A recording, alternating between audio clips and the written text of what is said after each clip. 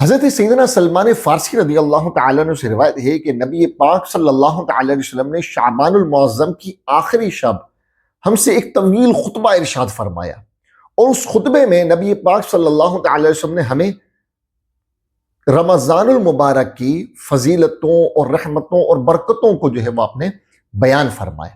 اور اسی خطبے میں نبی پاک صلی اللہ تعالی وسلم نے ہمیں اس مہینے میں یعنی رمضان کے مہینے میں 4 باتوں کی کثرت کرنے کا حکم ارشاد فرمایا، اور فرمایا کہ ان میں سے 2 باتیں ایسی ہیں کہ جن کو کثرت سے کرنے کی وجہ سے تم اللہ تعالیٰ کی رضا حاصل کر لو گے۔ 2 باتوں کی کثرت سے تم اللہ تعالیٰ کی رضا حاصل کر لو۔ ان میں سے پہلی کیا ہے؟ فرمایا کلمہ طیبہ کی کثرت، یعنی لا الہ الا اللہ محمد الرسول اللہ، اس کو کثرت سے اس مہینے میں پڑھو۔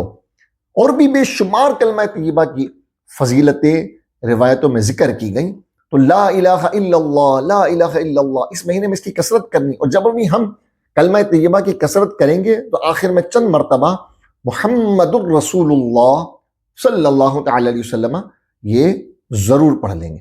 ایک بات۔ دوسری بات جس کی اس مہینے میں کثرت کرنی فرمایا وہ استغفار ہے۔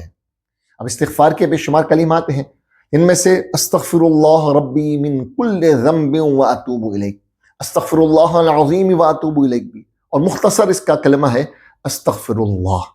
نبی پاک صلی اللہ علیہ وسلم نے فرمایا کہ استغفار کی کثرت کرو، جو استغفار کی کثرت کرتا ہے اللہ تعالیٰ اس کے رزق میں برکت فرما دیتا ہے، اللہ تعالیٰ اس کے رزق میں برکت فرما دیتا ہے۔ اسی طرح استغفار کے بارے میں فرمایا کہ روایتوں میں کہ نبی پاک نے فرمایا کہ میں دن میں 70 مرتبہ 100 مرتبہ بھی آیا کہ 100 مرتبہ 70 مرتبہ روایتوں میں ذکر ہوا، مختلف وہ اقوال ہیں کہ 70 مرتبہ یا 100 مرتبہ نبی پاک روزانہ استغفار پڑھا کرتے تھے۔ تو لہٰذا ہمیں بھی چاہیے کہ ہم استغفار کی کثرت کریں، اور بالخصوص اس مہینے میں کثرت سے استغفار کریں کہ اس کے ذریعے ہم اللہ تعالیٰ کی رضا حاصل کرنے میں کامیاب ہو جائیں گے۔ یہ 2 باتیں، اور پھر فرمایا 2 باتیں اور ایسی ہیں کہ جن سے تمہیں ہرگز غنا نہیں، یعنی ان 2 باتوں کو تم ہرگز نظر انداز نہیں کر سکتے۔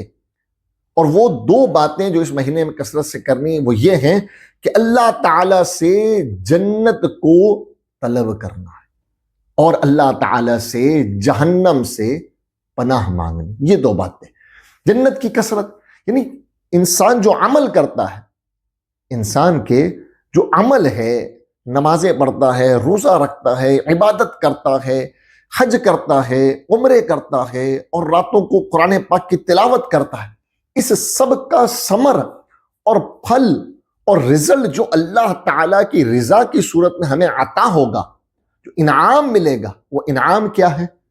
وہ جنت ہے، جو اللہ تعالیٰ نے اپنی عبادت کرنے والوں، اس کو راضی کرنے والوں کے لیے ایک عظیم نعمت کے طور پہ، عظیم انعام کے طور پر اس جنت کو تیار کیا ہے۔ اور دوسری چیز کیا ہے؟ جہنم سے پناہ مانگنا، یعنی جہنم ایک ایسی خطرناک چیز ہے، ایک ایسا عذاب ہے کہ جس سے اللہ تعالیٰ کی ضرور پناہ مانگو، اس سے بچو، اس کی کثرت سے اس سے پناہ اللہ تعالیٰ سے طلب کرتے رہو۔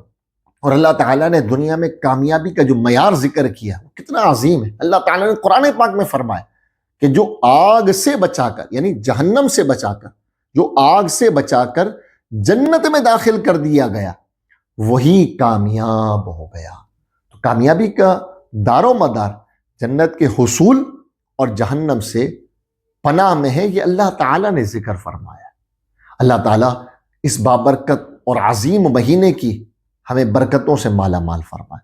خوب اس مہینے میں کثرت سے عبادت کریں، روزے رکھیں، تلاوت قرآن کریں، کہ یہ مہینہ ایک کسی نعمت سے کم نہیں ہے، یہ ہمیں زندگی میں ملا، نہ جانے آئندہ یہ ہمیں ملے نہ ملے۔ لہٰذا اس مہینے میں عبادت کی کثرت کر کے اللہ تعالیٰ کو راضی کرنے میں ہم کامیاب ہو جائیں۔ اللہ تعالیٰ ہماری عبادتوں کو، ہمارے روزوں کو، ہماری نمازوں کو، ہماری تراویحوں کو، اور ہمارے وہ قرآن پاک کی تلاوتوں کو اپنی بارگاہ میں قبول فرمائے۔